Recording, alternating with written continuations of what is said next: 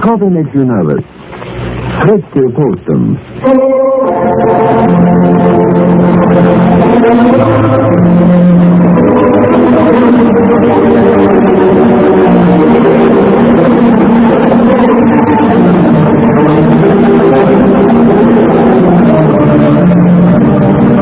Makers of Postum, the favorite mealtime drink in millions of American homes, present those two lovable old characters from the hill country, Lum and Abner.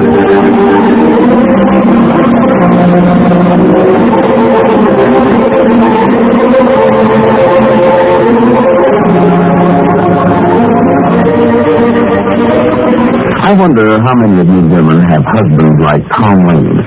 Tom loved to eat. And there was nothing like a good dinner to put him in a good humor. After supper, he'd usually say something like, "Oh, that was a good dinner. Well, let's get after those dishes now and skip out to the movies. What do you say, huh?" Almost overnight, Tom changed. One day, he miserably pushed back his chair and said, "Oh, I can't eat anymore. I'm getting indigestion. I can't understand it. This has never happened to me before." And that was the beginning of many attacks of indigestion. What had happened?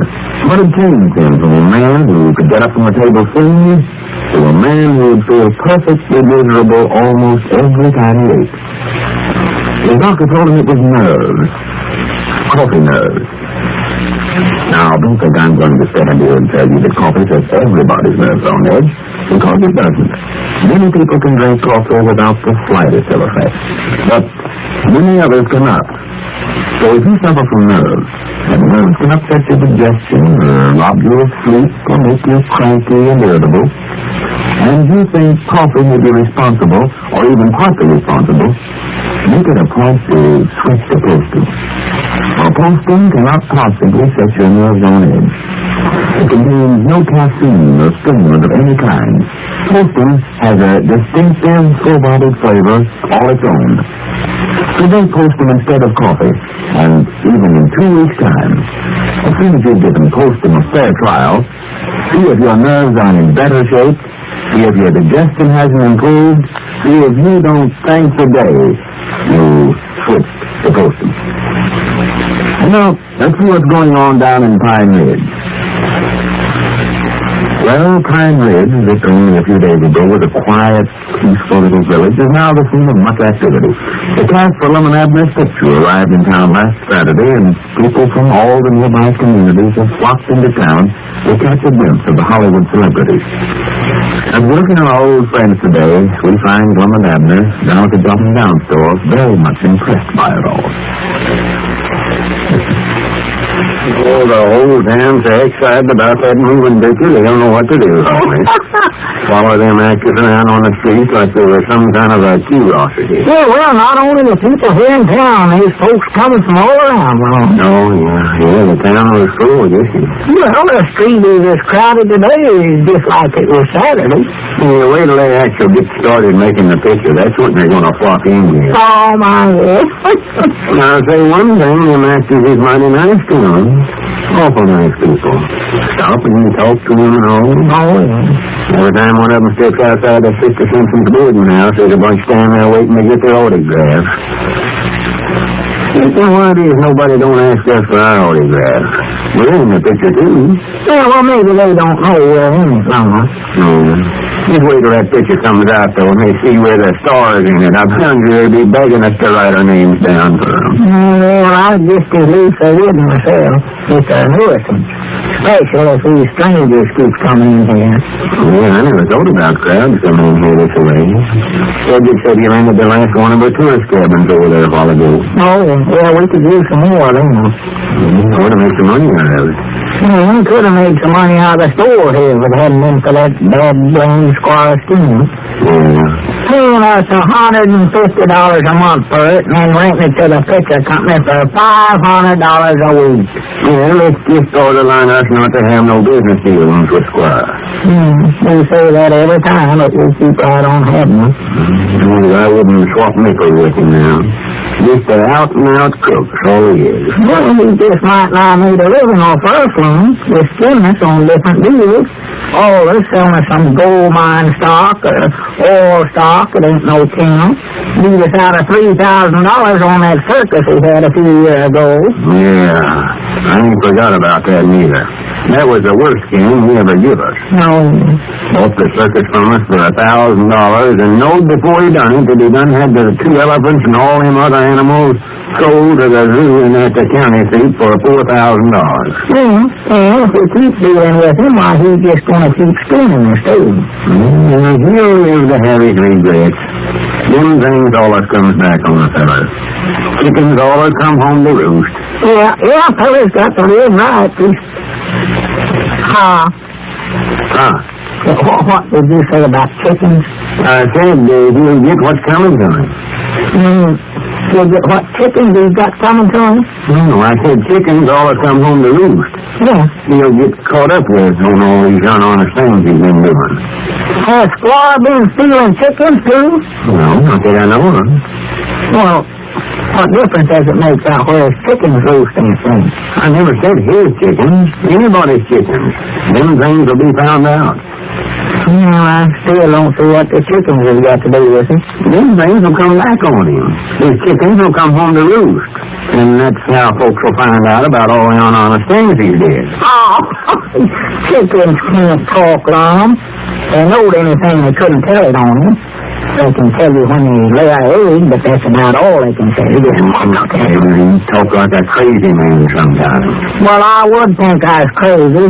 Some Dominica hen was to sidle up to me and tell me she caught Squire Skimp stealing.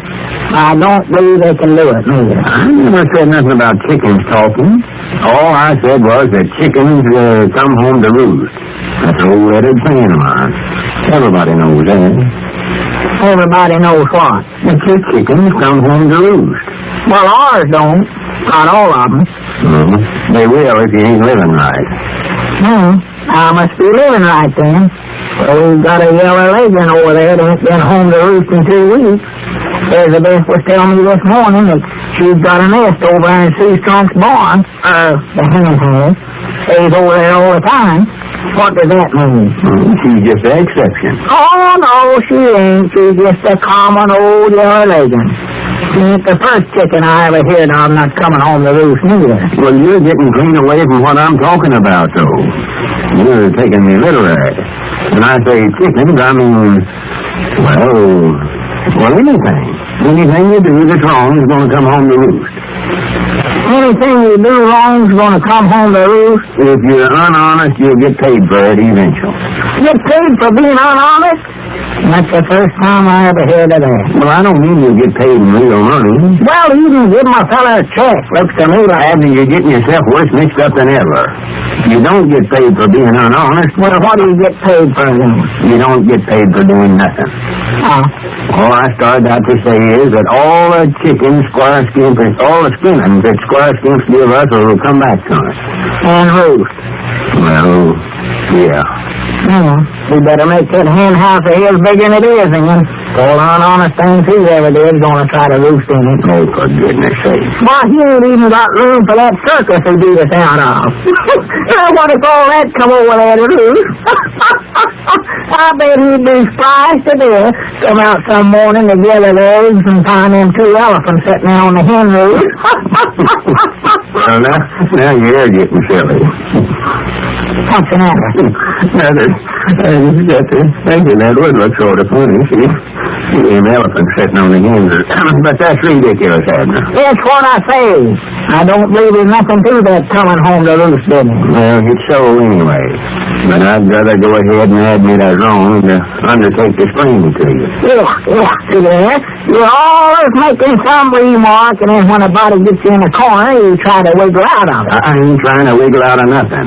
I ain't taking back a thing I said. I just said... I know what you said. I heard you. You heard wrong, then, so you got yourself so mixed up now. Couldn't nobody... Wait a minute.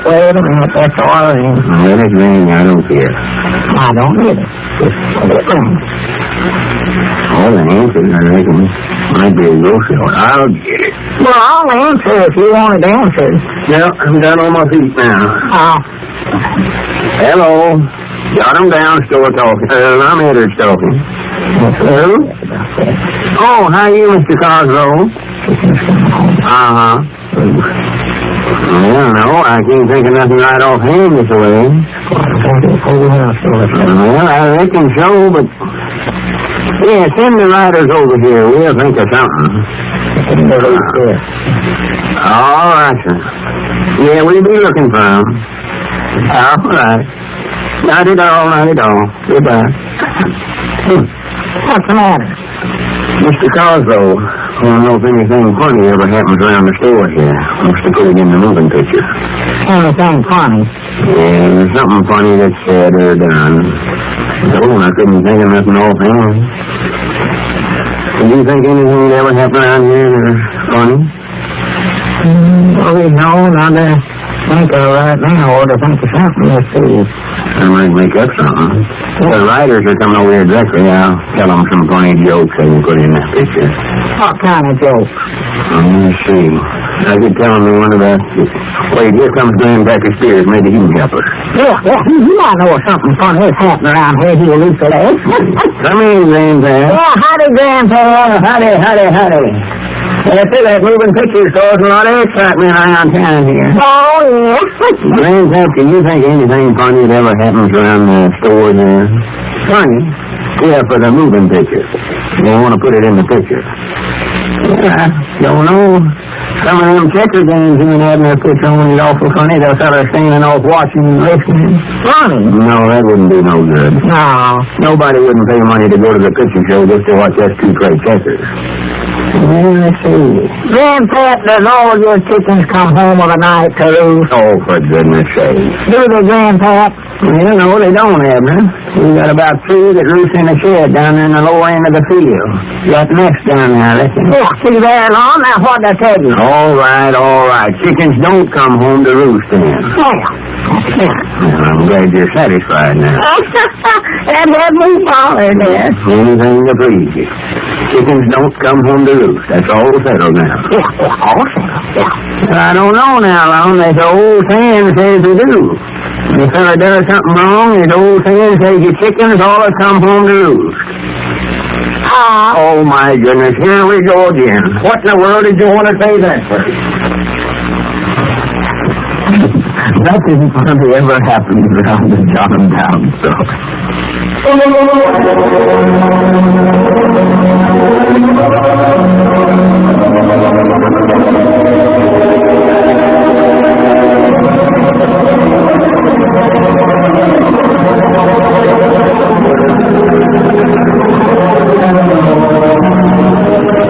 Don't forget, friends, at the same time, we'll go for another visit to Pine Ridge with Lum and Abner. Lou Crosby speaking. And remember, Postum, your best bet for a good night.